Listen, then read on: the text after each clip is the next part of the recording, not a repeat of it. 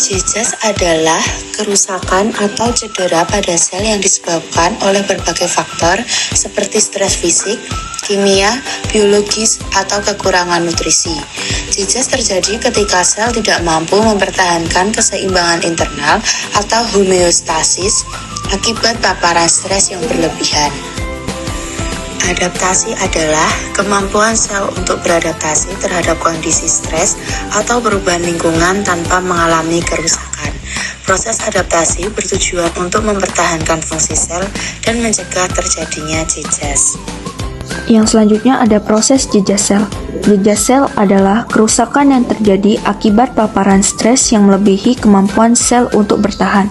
Proses ini dapat dibagi menjadi dua jejas, yaitu jejas reversible dan jejas irreversible.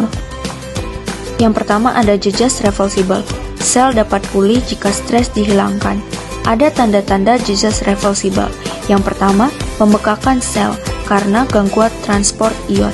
Yang kedua, perubahan lemak. Ada penumpukan lipid pada organ seperti hati. Yang kedua, ada jejas irreversible. Jika stres terlalu berat, kerusakan menjadi permanen. Sel akan mengalami kematian yang dapat berubah. 1. Nekrosis. Kematian sel tidak terkontrol, memicu peradangan.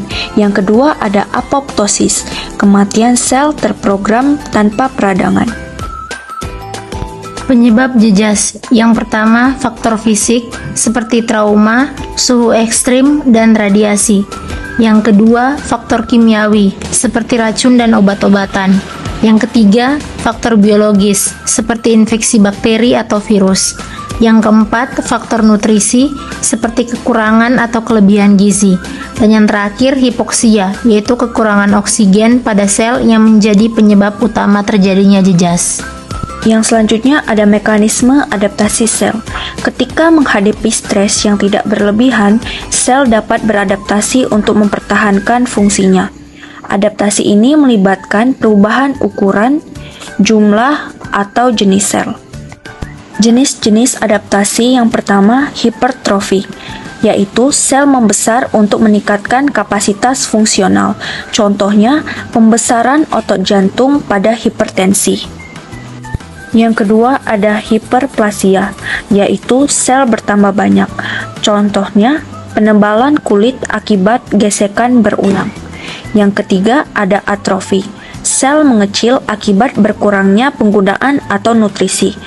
Contohnya, pengecilan otot pada orang yang tidak bergerak lama.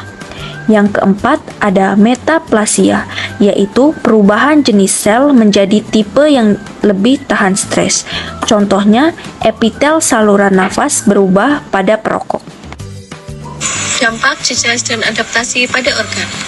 Ketika sel gagal beradaptasi atau kerusakan terlalu parah, dapat terjadi gangguan fungsi organ. Berikut adalah contohnya.